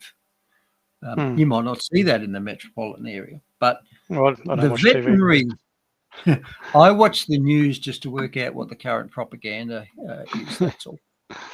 So given the turning over rate of companion animals and food animals is, 1 to 10 years, the vets are even more interested in shoving vaccines into them than our GPs are into us because it's even more opportunity. If you vaccinate every chicken in a shed and there's 500,000 birds turning over every 8 weeks, that's where the money is, not in general practice. Yeah, absolutely. It's always the money. Always follow the money. Yep. And what do we get? We get a whole heap. Look at the health of companion animals. They have all the problems that humans get, but they get it in between 5, 8, 10 years. So they get arthritis, obesity, diabetes, thyroid problems. They get all the problems that humans get, but they get them much quicker. And they're given the same suite of vaccines and the same poisonous seed oil and carbohydrate foods pushed in. Yeah. Yep. Yes, it's a very lucrative little business. This whole little now they're going for the RNA, the mRNA into cattle, and all this sort of stuff as well. It's like just another. Got to get the profits into that Moderna factory in Victoria, right? In good old communist Victoria. And that's one reason why the whole COVID mRNA project could not be allowed to fail, because it wasn't just about that. It was about everything going onwards. They want to use the mRNA platform for not only every vaccine into the future, but every drug. Yeah. You won't be taking your thyroid tablets. We'll be injecting you with mRNA to make your thyroid stuff. Yep. They want it across the board. Yeah. Yep. Yes, sir. Rightos. I think we're onto the finance segment, the money segment. Now, bad week again for the Australian dollar against real money. So gold was basically flat, but silver was up another 1.4% on the week, and Bitcoin was up 2.8% compared to the Australian dollar. So once again, our safe, secure, government-managed money, also known as the Australian dollar, continues to bleed value this week. And you might remember I showed you this inverted slide last week, which said instead of thinking that gold is going up in dollar terms, maybe you should think that the dollar is going down in gold terms. And I pointed out that in a year, the Australian dollar's lost 30% of its value compared to gold and silver. And in 5 years, more than 50%. Yeah, so huge. I said at the time, what this means is you can use the Australian government dollar for short-term wealth holding and short-term transactions. You can get paid in it and spend it again in the same week. But don't try saving for 5 years for a house deposit by putting Australian dollars away, because in 5 years, it's going to drop in half in value. And one of the things I said is, okay, if you're not going to store your wealth in safe, secure, government-managed, bleeding, melting dollars, what can you do? Well, I said, gold, silver, and Bitcoin are great ways. And so immediately this story's come out that admits that gold actually does have some value, with this thing saying that, gold has some shine. But guess what the experts say? You should limit how much gold you hold. Why would I want to limit the amount of gold that I hold if that's what the dollar's doing? Shouldn't I want to hold as much gold as I possibly could, get out of the bleeding, melting dollar? But no, experts apparently say I shouldn't do that. I should, it's got some shine, it's got some value, but, I should limit my exposure to it because, who knows, I might actually preserve my wealth rather than have it all stolen by the government. Yep. Yeah. And I mentioned there, you can't spend 5 or 10 years putting Aussie dollars in a bank account to save for a mortgage, because whilst you're doing that, it's melting and bleeding away. And I asked you previously, what is the most expensive thing you buy in your life? And pointed out that it ain't your house, it's your government. And so I saw this pie chart during the week that says in Canada, the cost of government, they've called it taxes, is 45% of your average expenses, whereas shelter is 21%. So in other words, your government costs you twice as much as your house if you're a Canadian. Yeah. So I thought, okay, well, does that apply in Australia? And I'm pretty sure it does, because if you look at the numbers, government in Canada is 24% of GDP, whereas government in Australia is 28% of GDP. So government here is actually bigger than it is in Canada. So I wouldn't be surprised if 50% of your expenses are government. Paying for government is half your costs in Australia. Of course it is. And we know that. That's what people are bloody furious about and jumping up and down about. not being able to get ahead, and it's like government Yeah. keeps wanting more. And mate, but if you're in Why- Victoria, it's even worse. Why is it so hard? Well, because your Mm. government is relentlessly stealing stuff off you all the time. Yep. And one of the ways they're stealing, it's not just taxes that they steal money from you as, it's inflation. When they print more dollars, they steal purchasing power from the dollars you already have. So that's theft too. So that's a form of tax as well. And so periodically I come across measures that tell me what the real inflation rate is, because the government lies about the inflation rate, and grossly so. And they do so to put a lid on things like wage rises and things. And as the government grows bigger, then obviously they're spending a lot of money on public sector wages. So if they can lie to people about the rate of rise of the cost of living, then they can lie to them about how much wage increase they're entitled to. So here's an alternative measurement for the real cost of inflation. And remember, the RBA says they want it to be between 2 and 3% per year. This story about about insurance, tells us that in the last year, the inflation rate for insurance premiums has been around 17%. So it was actually 18% in New South Wales. It was 17% in Victoria, Tasmania, the Northern Territory and South Australia, and 16% in Queensland. So pretty much everywhere in Australia, the inflation rate for insurance was 17%. And they lie to us and they say, oh, well, because we had a cyclone and a flood. Mate, we've had cyclones and floods forever. Yep. The reason it costs more to replace these houses is because the thing you're using to buy them, the Australian government managed dollar, is bleeding value. Not because the losses are bigger, it's because the dollar is smaller. Yeah. Okay, so that was insurance costs in the last 12 months. And I got my electricity bill just the other day, so I had a look at that too, because it said on it, oh, here's the new prices. And I was shocked to see that the new price is actually higher than the old price. I wasn't expecting that. So my electricity rate just went up to 40.4 cents. 40.4 cents peak. That's like peak power. Sorry, 0.40 and 0.237 off peak. So that's per kilowatt hour. And I pulled out a bill from 3 years ago because it was the first one I could find. And at that point, the relative numbers were 0.26 cents and 0.16 cents. So in 3 years, the cost of my electricity has gone up 50%. Oh, wow. 50%. Now, if you put that number into a compound interest calculator, that's 14% compounded annually over 3 years. So the electricity price says that it's a 14% inflation rate over the last 3 years. Insurance rate says 17. Why is it that every time I do one of these calculations, I get north of 10%? Yep. When the government tells us that it's actually 2 to 3%. Insurance is a large bill for most people. It's a significant part of their budget. And electricity is a large bill for most people. It's a significant part of their budget. So are the governments just idiots, or are they actually lying to us and telling us that inflation is other than it really is? Of course. Of course they're lying, Bruce.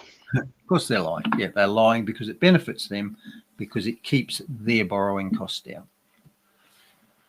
And this story in Sky News said that the way things are going, the average house energy bill could be $3,000 by 2030. So within 5 years, the average electricity bill for the average house could be $3,000.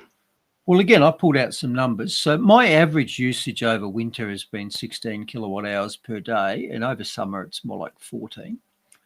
And that costs me $1,860 a year. So if my $1,860 a year goes up for the next 5 years at 14%, the same as it has for the last 3 years, then my bill will be $3,730, well above the $3,000 that they're saying it could get to. But worse, I'm not an average household. I use less than half the electricity of the average household because I've got gas, hot water, and only one person in the house. And I looked up, the average household consumes between 20 and 40 kilowatt hours per day. So if you double it and take 30, that means the average household bill could be $7,460. Again, if it goes up 14% for the next 5 years, same as it has for the last 3. So, yeah, I think it is entirely possible that the average household could be paying $3,000 in 5 years because, tell you what, they're more likely to be paying $7,000 based on the numbers I've just shown you. Yeah, wow. It's again, they reckon this whole change to renewables even is going to be a multi-trillion-dollar bloody initiative and killing us even further. So not only is the inflation killing us, but also this whole reckless renewable push, net zero crap. As we asked the other week, why does free electricity cost so much? Yeah, it's funny about that, isn't it? Here's $150 to reduce your electricity bill, but it doesn't, like you said, it hasn't brought the cost down. Yeah, that's right. Cost is still the same. All right. And if you're still in, just on the finance thing, Gail, and I think a lot of commentators actually were talking about how this is going to destroy us even further. She was saying about the 5% deposit, government, to be able to get, and a lot of people are talking about the fact that it'll just bring people more into the bloody slave debt of mortgages, so assisting with 5% deposit for homes and stuff. And I mean, if the government brings out a scheme to pay 5% or whatever, all that means is that is the extra amount of money that is now chasing whatever property you want to buy, so it immediately gets added to the top end. So it makes housing more expensive. It doesn't help anything. If exactly right. No, exactly. And as a great example, when I sold my last property at Chunga in the Adelaide Hills, my land agent was absolutely fabulous. He got me a lot more money for the property than I expected. He advertised it. He brought groups through. He did a superb job and he earned his money. Now, his cut for all the work that he did in selling my house was $40,000. The government's cut in stamp duty was $60,000. Of course it was. They did nothing. Okay, so at most for stamp duty, they stamped it. Trust me, they didn't even do that. So they made 50% more out of the sale of my house than the person who did the work did. Pretty crazy, isn't it? It's pretty crazy. It's a pretty expensive bloody stamp, that's for sure. Must be bloody must be diamond pressed or something. I don't know. I'd have got a stamp down the post office for less than that. Exactly right. Bloody got to pay for the bureaucracy, don't you know, Bruce? Right, the heavy bureaucracy, the big beast that keeps growing. You got to keep giving it money, mate. Well, did I mention the fact that the government's probably consuming 50% of your income here in Australia? Yep. All right, but it doesn't go on forever. And in fact, as mentioned, the government of Nepal has just fallen. And the citizens of Nepal have burnt the parliament to the ground. And the story said it followed on from a social media ban. And it did, but we needed a lot more than a social media ban to get the people that angry. There'd been a whole lot of things. There'd been the feeling that the government was corrupt and the ministers were lining their own pockets. There was terrible poverty. There was a crashing economy, etc., etc. And there were young people communicating amongst themselves their disquiet using social media. And the government rather foolishly thought that they could shut that down by banning social media. So they banned Facebook and Instagram and WhatsApp, YouTube, LinkedIn, Reddit, etc., etc. And they did it for the usual reason. They did it to fight misinformation. Does that word ring a bell? Misinformation? Of course it does. So the government's reason for censorship was to stamp out misinformation. And so what they did is they required all the social media platforms to basically fit into a structure that would allow the government to act as a gatekeeper. And when they did that, that was the end of it. So that caused the bomb to go off. It did not defuse it.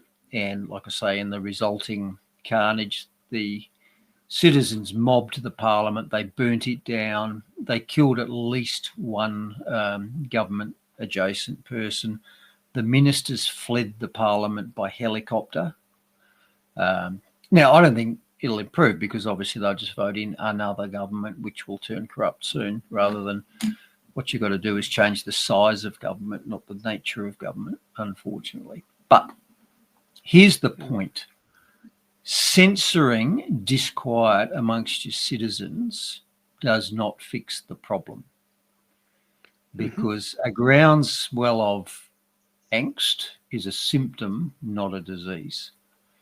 And of course, our own government's looking at doing exactly the same thing. They're putting in place structures which will allow them to censor what people can say on social media. So they want to be able to stamp out misinformation with social media controls as well. And of course, the UK government wants to do that as well. And they're further along the path than we are. And that's why 1 million people are turning out to rallies there. And it's not as big here, but that is the pathway we're on, Albo, if you care to take note. And predictably this week, the UK government switched from their internet monitoring and censorship program just being for, protect the children, online safety.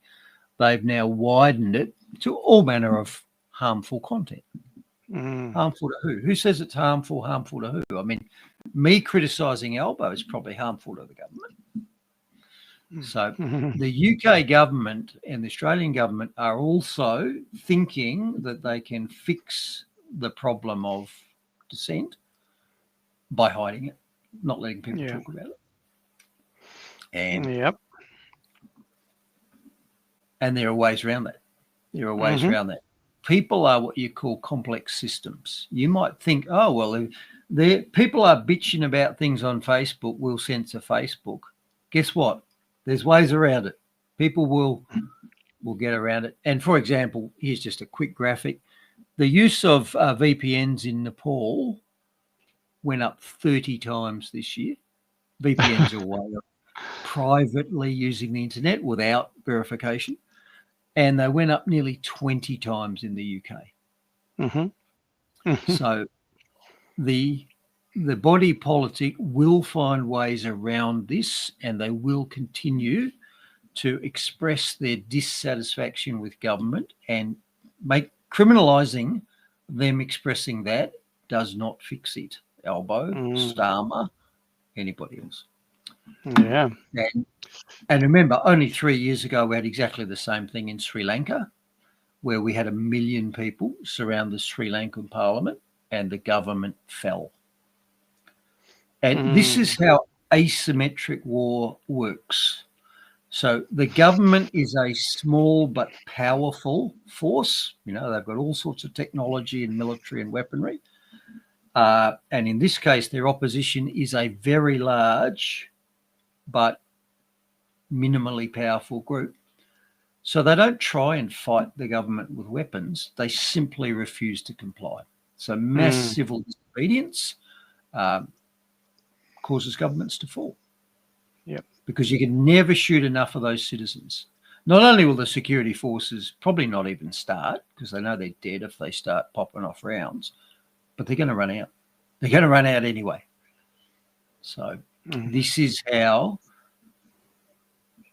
unarmed populations defeat small but powerful armed governments. They simply mob them and refuse to comply. And this has happened throughout history. I say it's just happened in Nepal, happened 3 years ago in Sri Lanka, it's happening in Bangladesh. This is the path that the West is on as well. If their governments continue to ignore what their citizens want and try and shut them up. Yeah. Yep. It's Now, all over the place. All over the place. Isn't it amazing the groundswell of dissatisfaction, citizen versus government, around the world? Germany, Holland, Belgium, Australia, US, UK, Ireland. The people are not happy, and their governments are doing things that are causing that. It's almost like they're following a global playbook, Bruce, by shadowy corporations and individuals, Bruce, almost. You know, those are $1 trillion hedge funds. I don't know.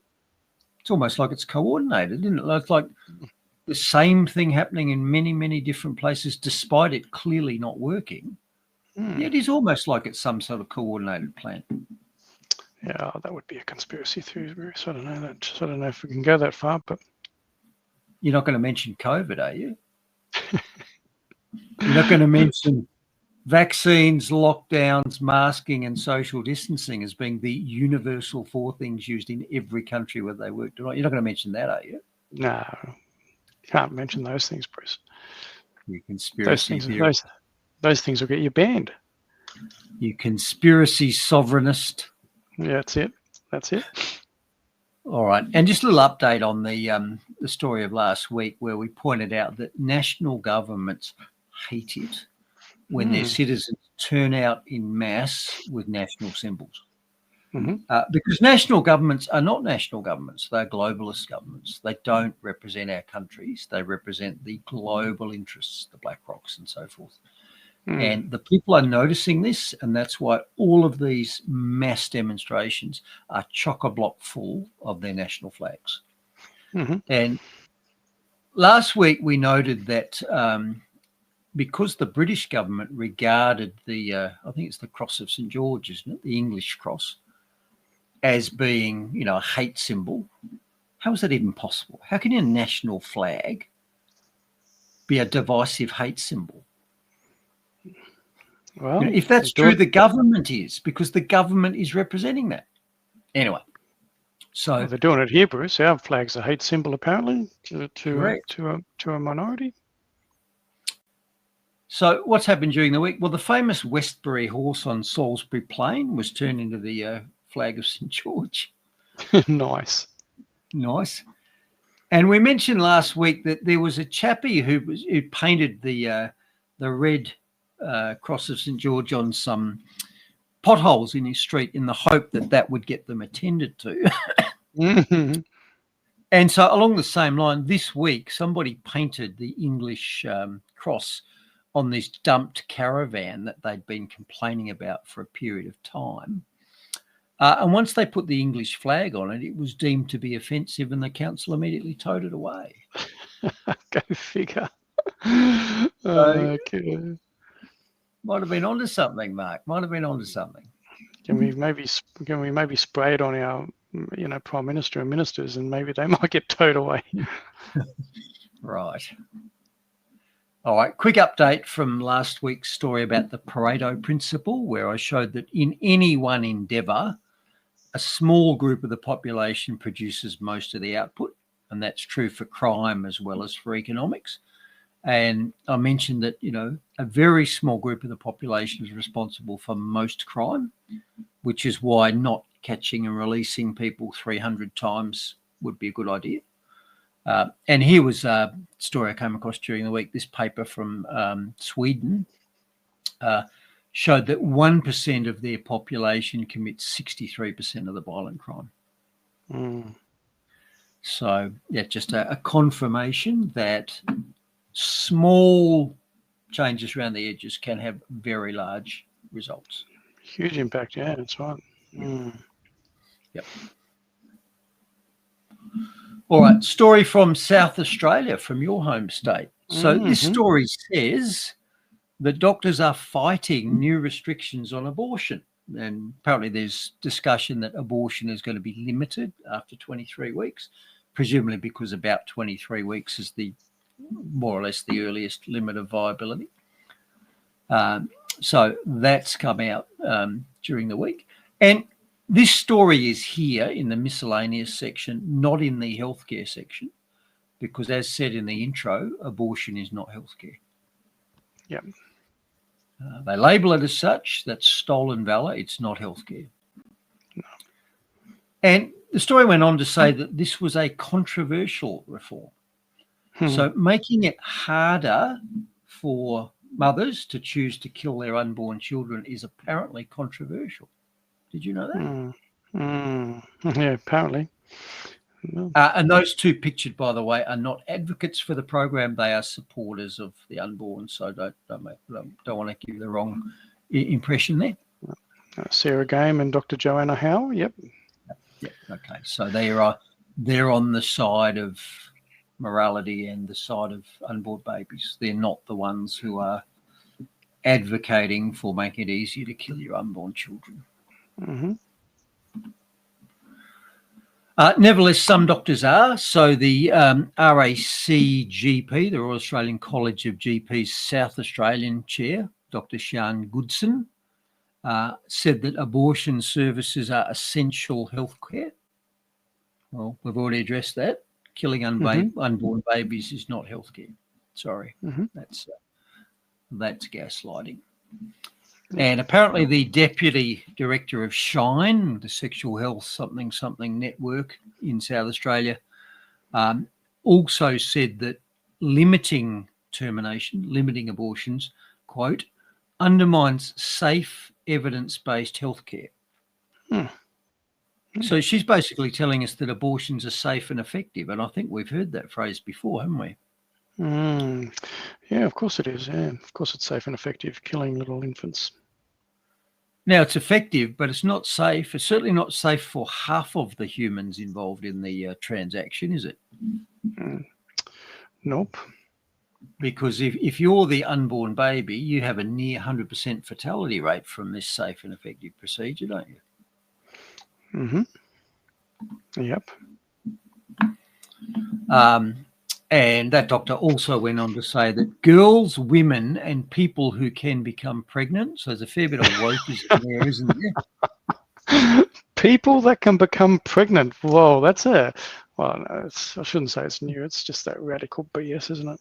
It shows you, gives you the mindset, doesn't it? Said they can make their own decisions on their own health care, including termination of pregnancy. So again, they're conflating killing unborn children with healthcare. But they're also saying that basically the mother can make their own decision about whether their babies live or not. Well, as I say, what about the babies? Do they get a vote?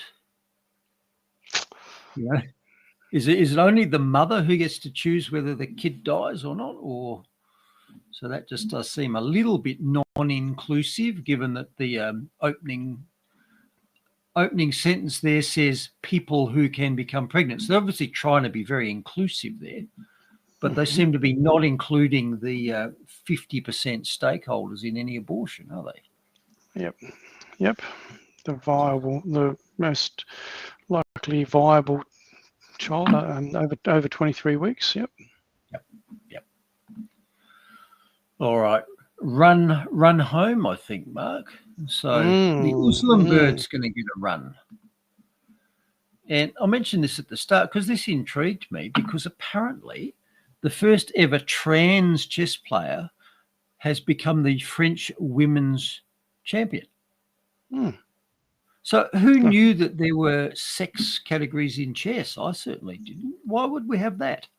I mean, it's not boxing, it's not weightlifting. Why would we need sex categories in chess? Yeah, that is a good question. Well, this story in American Thinker discussed it and asked exactly the same question. And it says, men are superior to women in physical contests, boxing, weightlifting, etc. But is this also true in cerebral activities such as chess? Because I wouldn't have immediately thought, oh, yeah, of course, men are better chess players or women are, or whatever. But apparently, yes, there is quite a sex differential there. Let me pop back one. what's it say? Yes, for good reasons. There is a separate competition category for women in chess. They play at a very high degree of skill, but fare rather poorly against men in master championship play. So there are plenty of women who are good players of chess, but they aren't top level. They are not championship level.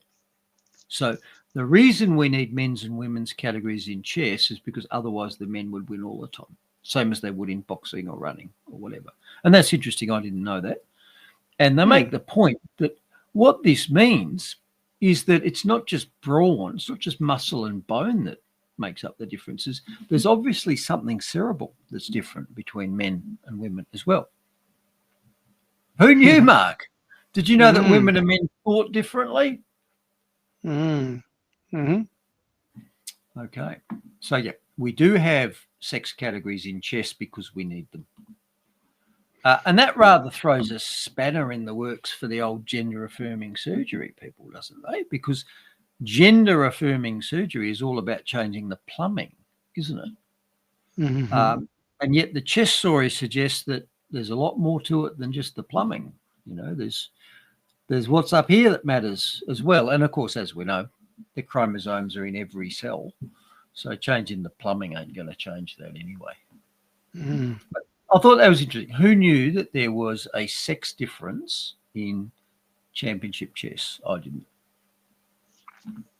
Well, I didn't either, but I mean, look, it makes sense because I mean, we think differently for different reasons, don't we? I mean, their brains work differently for different reasons. We're programmed differently. Our bodies, our muscles, our minds, a whole lot for different tasks. And on that topic, you know, women generally vote to the left politically of men. And that makes sense too, because in our hunter-gatherer pasts, the man's job was to go out and compete to kill something, you know, corner it, track it, catch it, kill it, bring it home. That was his job. The woman's job was to take that resource that was brought home and to divvy it up equally amongst all the children, including the weaker ones. So the woman's job is not survival of the fittest for the children. It is make sure all the children get fed. Whereas the man's job is to go out and kill something in a direct competition. I win or you win, and bring it home. So, yeah, this is why women generally vote to the left of men, because they are hardwired to act to the left of men because their historical roles are different. This, by the way, controversially, is also why women don't care as much about open borders. So if you are living in a tribe of 50 people, the men know at all times that they could get raided by any tribe around them. So they have to be very vigilant. What's over the hill? What's the next tribe doing? What's in that direction? Because if they get raided and they get surprised, they probably get killed. So men have to understand secure borders and be vigilant. Women, on the other hand, have got a win-win situation. So assuming they've already got a husband, when the other tribe raids them, if they've already got the best husband, he sees off the attackers. If they haven't, the attackers kill him and they get an upgrade. So in very basic terms, men care about borders because if they don't, they die. Women don't care about borders because they don't need to. Borders have no significance for women, but they have life or death significance for men. And when you look at who runs countries in Europe, you know, we had Merkel forever, a female leader who had open borders in Germany. We had the effeminate Macron in France, didn't care about the borders. We had a female in England for a while. A lot of the Swedish leaders are female. They don't care about borders. And what's happened? Their countries are swamped by the tribe over the hill, and their indigenous males are getting killed. People don't like that analogy, but that's what's happening. That's what's going on. Probably have to throw a curly one in. What's that lady? Is it the Italian one? What's her name? The one that she's by? Is it Italy or can't remember now? Maloney? Yeah, Maloney? I think it's yeah. She's pushed back pretty hard. So there is a wrinkle to that story. Women do generally vote to the left of men because That's what they're programmed to do. The subset exception is women who are married to successful men. So if women have already got a very good provider as a husband, then they want to keep him. So conservative women are often married to successful, hardworking conservative men. So that's a wrinkle to that. But across the board, on average, no, women vote to the left. But if women know they've got a really good man already, no, they'll fight to keep him. They're not laissez-faire then. Yeah. Makes sense. Well, I mean, look, they're by nature, they're nurturers, and they go, well, you know, like, got to look after everyone, Bruce. You know, got to look after everybody. There's that too. Yep. Okay, and final story in the Uslam bird, and we'll put this in the climate change and files, shall we? So, climate change is going to harm our health by making us eat more ice cream. Okay. Did you know that? We're going to eat more ice cream. Yes, because it's going to be hotter. You're going to eat more ice cream, and therefore you're going to get health problems related to sugary drinks and ice cream. Isn't that beautiful? Yes. So yet another thing that it's going to do to us. That's yet another. So, I mean, we're doomed. We are doomed. Climate change has got us at every direction, particularly given the inflation rate for ice creams, which is 17 cents up to $3.50 in my lifetime. There you go. Oh, what's Butterfly said? I'm more successful. You're getting a bit of kickback, Bruce. I thought I might look, and again, because I just say what I think and I don't care, but no, you do. I do wonder how you define success there, because if Butterfly Heart 61, if you genuinely don't have a man in your life and you never have, your genes are going nowhere, darling. Do you call that a success? Mark and I have reached a point in our lives where all that matters to us is that we gift a future to our children. If you don't have any children by choice, I don't regard that as a success, I'm afraid. There you go. And so a few kickbacks there. I think, was it Karen? Karen was saying there. What were you saying there, Karen? Can we discuss the man part of you're doing it or I will? We don't talk about that. Okay. Sure. Karen, I don't know if you elaborate on that. Yeah, I'm not sure what that means, to be honest. Anyway, I think we've taken enough time. We've probably offended enough people. And my aim is to offend everybody early on, and then I don't have to worry about having missed anybody. There you go. Butterfly's mum of 6. Wow. Yep. Well done. Wow. Yep. Good on you. Mum of 6. Good on you. All righty. And then, shall we take it out, sir? We can, my friend. We can. But I just wanted to, you know, I was going to, or you know, I'm always going to say something, buddy. Here, like you haven't been googling whilst. Have you been on the keyboard whilst we're? No. I saw in the early parts of the show there was a comment come through because we were talking. I think it might have even been past your intro, and we were talking about this censorship stuff, and someone put in the comments, and I did want to bring it up because I know what they were talking about, and I'm just going to share this quickly. Share screen. Now, George Christensen, who's really great, he's put out a Substack article, Islamophobia Report, a Blueprint for Censorship and Control. So this was a comment that was put in the chat earlier on. And I'm just going to read the short bit if people want to check it out themselves. So it was the Islamophobia Report proposes extreme censorship measures, including tougher online laws, new speech codes for MPs, and banning critics of Islam from entering Australia. It calls for counter-terrorism laws to be reviewed by a Muslim advisory panel, politicising national security and placing identity politics above public safety. The report pushes for ideological programs in schools, workplaces and frontline services, aiming to re-educate Australians under the guise of religious sensitivity, 2 taxpayer-funded commissions of inquiry and extensive arts and media funding would create a permanent propaganda machine to promote Islamic narratives. The report rewrites history with dubious claims and radicalised their interpretations, exposing the radical agenda behind Labor's commission documents. So if people want to check that out. So there you go. That's talking into that. Yeah. So what about domestically born critics of Islam? What happens to us? Yeah. Well, what about Christians? There's plenty of times. This country, our foundational document, our constitution, has a blessing of Almighty God. We are a Christian nation, even though it's declined over the decades. Whereas it seems like there's not a lot.